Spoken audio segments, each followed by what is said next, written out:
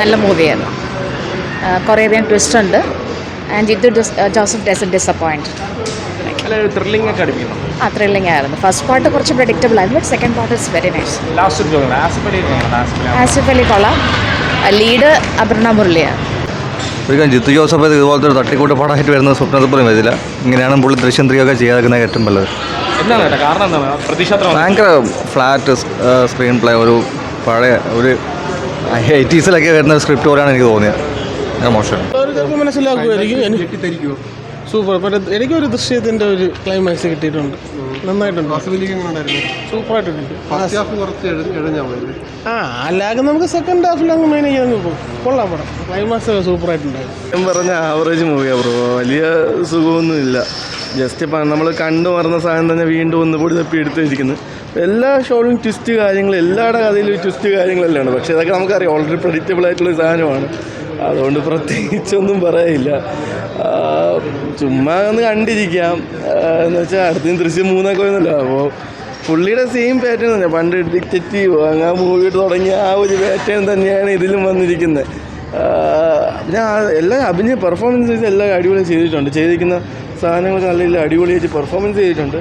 അങ്ങനെ പ്രത്യേകിച്ച് അങ്ങനെ മോശമായിട്ടൊന്നുമില്ല. ഞാൻ സ്റ്റോറി അങ്ങനെയൊന്നും ഇല്ല. സ്റ്റോറി വൈസ് ഒന്നുമില്ല. കൊള്ളാം നല്ലായിരുന്നു.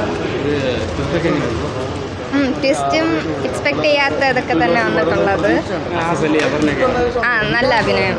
പൊളി പടമായിരുന്നു. കാര്യം ഫുൾ ഓഫ് സർപ്രൈസസ് ആണ്. അതായത് ഒരു സർപ്രൈസ് കഴിഞ്ഞാൽ അടുത്തത് ട്വിസ്റ്റ് അങ്ങനെ നിറഞ്ഞിരിക്കുന്ന പടമായിരുന്നു. ഒരു ജിത്തു ജോസഫ് സംവിധാനം തന്നെ നമുക്കിപ്പോൾ മികച്ചായിട്ട് കാണാം അതിൽ.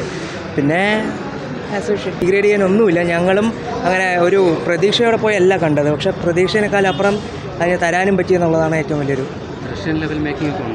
ഉണ്ട്. ആ ഒരു ലെവലിൽ തരാൻ പറ്റുന്നുണ്ട്. കാര്യം നല്ല ഈ പറഞ്ഞ ദൃശ്യത്തിൽ 1-2 ട്വിസ്റ്റുകളാണെങ്കിൽ ഇതിൽ അങ്ങനെയല്ല, അടുപ്പിച്ച് കുറേ ട്വിസ്റ്റുകൾ വരുന്ന ഒരു രംഗമൊക്കെ ഉണ്ട്. പെർഫോമൻസ് ഒക്കെ എങ്ങനെയുണ്ട്? വളരെ മികച്ചതാണ്. ഇപ്പോൾ പുതിയ ആക്ടേഴ്സിനെയൊക്കെ പരിചയപ്പെടുത്തിയിട്ടുണ്ടെങ്കിലും അവർ നല്ല മികച്ചതായിട്ടുള്ളൊരു ആക്ടിങ് അനുഭവം തന്നിട്ടുണ്ട്. ബിഗ് ബോസിൽ അർജുനൊക്കെ എങ്ങനെയുണ്ട്? അത് നല്ല അതാണ് ഞാൻ പറഞ്ഞത്, പുതിയ ആക്ടേഴ്സ് ഉണ്ടെങ്കിലും നല്ല അഭിനയ കാഴ്ചവെച്ചിട്ടുണ്ട്. നല്ല കണ്ടിരിക്കാൻ പറ്റാൻ കൊള്ളാം, കുഴപ്പമില്ല. കുറച്ച് വയലൻസ് കൂടി ദൃശ്യമൊക്കെ കണ്ടത് സ്ഥിതിക്ക് നല്ല ട്വിസ്റ്റൊക്കെ ഉണ്ട്. അല്ല, ദൃശ്യത്തിൻ്റെ ലെവലിലൊന്നും എത്തൂല.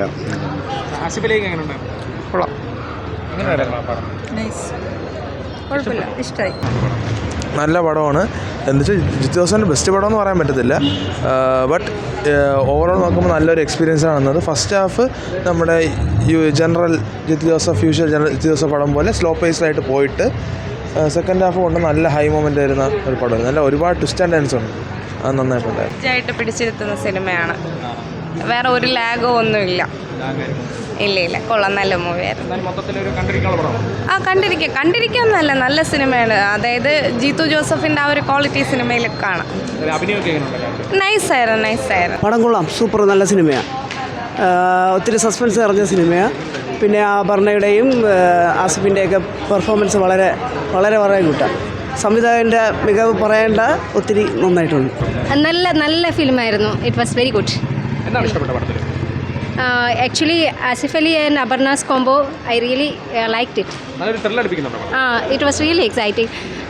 Actually, the climax, it was very nice. ഒരിക്കലും എക്സ്പെക്ട് ചെയ്യാത്തൊരു ക്ലൈമാക്സ് ആയിരുന്നു. Actually the movie first half കഴിഞ്ഞത് മുതൽ പിന്നെ it was really surprising. What Asif Ali said, almost surprises till the end. വളരെയധികം സർപ്രൈസിങ് ആയിരുന്നു.